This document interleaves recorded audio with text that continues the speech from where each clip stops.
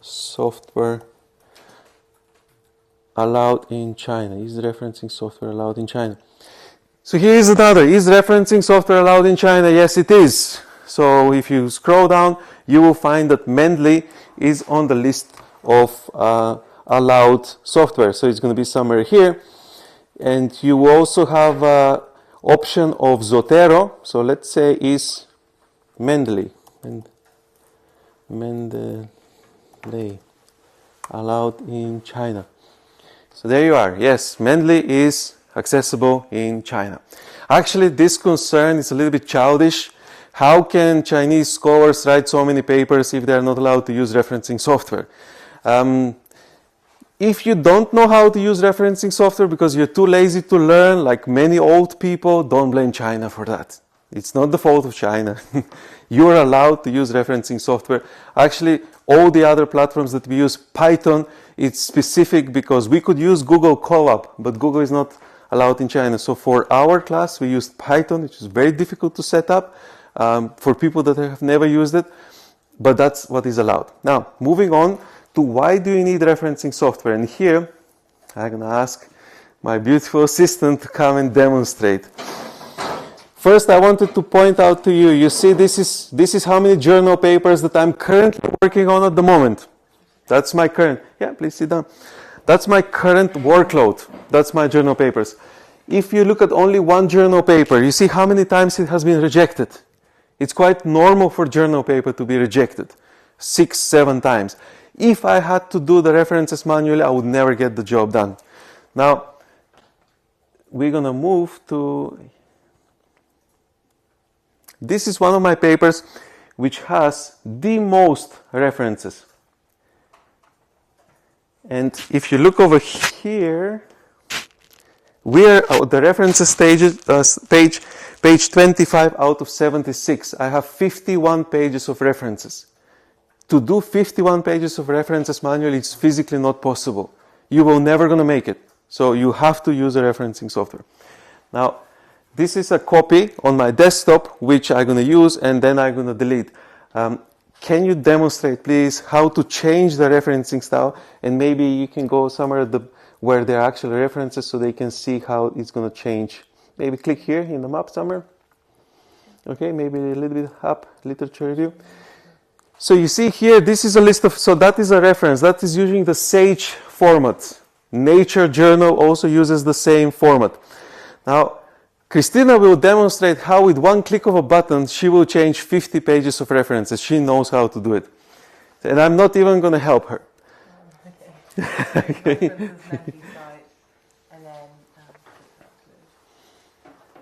then you press these 3 dots to, actually else insert.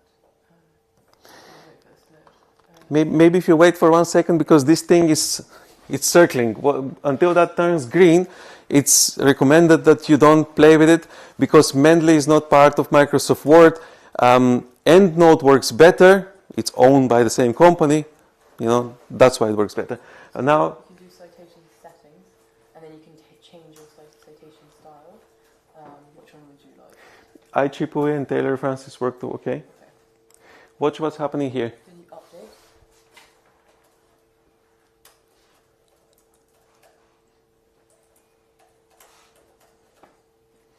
It has changed from Sage into IEEE. If you can change to API once it's refreshed. Once she changes to API, it will have the author name and the date. This will change the number, the IEEE referencing format. Now it will change with the API Taylor and Francis, you see. Now, when a journal rejects my paper, apart from the correction, I have to change the referencing style. 50 pages of references changes, you would give up. You just go mental. You're not going to do it. This is how we do it. And Christina has beautifully demonstrated here that this can very easily be done with few clicks of the button. I'm not going to save it. This file, I'm going to delete it. Everything that you're going to learn from this session, as the same way that I deleted this, you shouldn't feel obliged that you need to continue to use the same tools. You've learned a skill. The same like you learn how to ride a bike. When you go back home, you buy a different bike, you still know how to ride the bike. You should feel completely free to delete everything that we have learned and take your computer to your institution and just say, sir, what file system do we have approved on our university policy? What referencing software do you provide? And they will tell you. Durham University will definitely provide Microsoft Word and EndNote. If you're in the UK university, St. Andrews, it will provide the same software that we used. EndNote works very similar to Mendeley. What you're going to get in different universities depends on what kind of licensing they pay. It's not about restrictions. Let me demonstrate. This device, it's a work device from a different institution, not from here. I have an association with the Turing Institute in London. This is a device from the Turing Institute in London. I cannot install Mendeley here. I cannot. I have to take it to the IT services department, hand it in, and they will install it for me. Every organization has security approval processes. So if you think that this is specific to a country, it's not. It's happening here as well. What else? What else? What else do I need to tell you about these restrictions that there's a concern about? There's not much really, so all this is very much standard process. You follow the whatever rules you have in your country and you're going to get a free license. Now, what else do we need to demonstrate? Let's demonstrate. This is the YouTube channel. That's the session from this morning, 34 minutes. I already uploaded there, screenshot. If you scroll down, you will find very long session on Mendeley. Most students have the problem, even here, not only in other countries. Older generations, they don't know how to use referencing software. If you do get an older tutor who doesn't know how to do it, and he says you can do it manually, don't challenge them. Don't, you want your tutor to be happy and give you a good reference and give you a good grade. But that is the wrong way to do it. We don't do manual referencing anymore. Everything is done with the software. Now I can go on and say the same thing 10 times, but it's pointless. You get the point. People don't have the skills. And if they don't have the skills on how to use the software, they don't use it. Now, if they tell you that this is the correct way, tell me how you're going to change 50 pages of references. How long is it going to take you to do that format? Because I have done it in the past and it took me like 3 days. And then they were not done correctly. We're going to upload this session into the YouTube channel. You're going to get it with WeChat and hopefully you're going to know how to do it. Now, Christina will demonstrate something else as well. Here, if you type Web of Science core collection. Now, Christina is accessing the database for data records. So here we are, advanced search. And here, hold on, if you got here to the desktop, she's going to open her own essay. OneDrive, schooling, no, this one. Essays, yes, assessment. Christina. This is the assessment that Christina passed successfully this morning. If I was your instructor, I would teach you how to do the same. It's not only that I don't have time, which is true, I'm not supposed to. Different instructors have different rules, it might create a conflict, you need to listen to your tutor. But, having said that, we did have last week quite a lot of extensive one-on-ones to set up. It has taken a long time, so for April, it took 6 hours to get set up on her Mendeley. Imagine that you have a tutor back home. Why wouldn't they help you? If you spend 6 hours with each student, 15 students, 90 hours. We have a department for IT, and I will take my group tomorrow in the Department of Computer Science, and we're going to go to the Department of IT Services. They will see how big it is. I take my device to the Department of IT Services, I say, fix this for me, please, and they're paid to do that. Your tutor is not paid to spend 90 hours teaching you how to install Microsoft Word. That's why you shouldn't expect help from them. You should go to the IT services in your university, ask them what is permitted. They will set up everything for you. What we did last week was error, and Christina has been able to do this in less than 5 minutes on my device, because my device is already set up. Now, if you can just go on the Web of Science and repeat what we did in the morning. So quantum computing, then the topic, then you click here, you change it, and then you add, what did we add? We added standardization. What Christina is doing now, she's looking, how do you narrow the gap? How identify gap in the literature? That's the biggest problem students have with writing essays. They say, identify the gap in literature. How do you do it? And if we push you into writing an essay now, you're not going to make it. I cannot write an essay in 3 days, so how would I expect you to write an essay in 3 days? I have 2 books and I have 9 papers this year alone.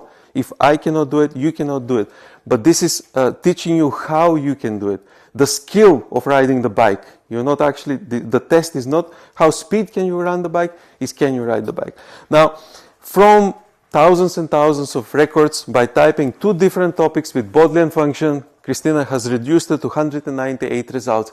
You have narrowed the scope, you have identified gap. If you wanted to narrow that even more, what we did with Barbie on the last session, when we typed different topics, it turned out to have 0 results. 0 results is not a good solution because you have no literature to review. And on that note, people say you can write an essay, just type 5 references manually. Let me challenge that. If I'm a world-leading expert who created Python or who created generative AI, I can write that essay because the knowledge is in my head. You are young students who are just at the beginning of your career. You're not using your knowledge that you accumulated throughout years and years of experience. You didn't build OpenAI. You didn't build any companies yet. That's reserved for people who have knowledge in their mind, so they're writing the essay and they add few references. At your stage, you're using the knowledge from Web of Science, data repository. So you're analyzing literature. If you analyze 50 papers, you would categorize them in the same way like Christina will demonstrate now in the table. She's copying this. She's going to paste it in Scholar. And again, when you go home, you will have different referencing style. They're all the same. Zotero is the same like Mendeley, whichever is approved. Here, she's going to Google Scholar and she's pasting that. So now, Google Scholar is connected to Mendeley. And if she clicks on the Mendeley icon on the referencing software, she can add that reference automatically into the library. And then she will go back to Microsoft Word, and once that is refreshed, so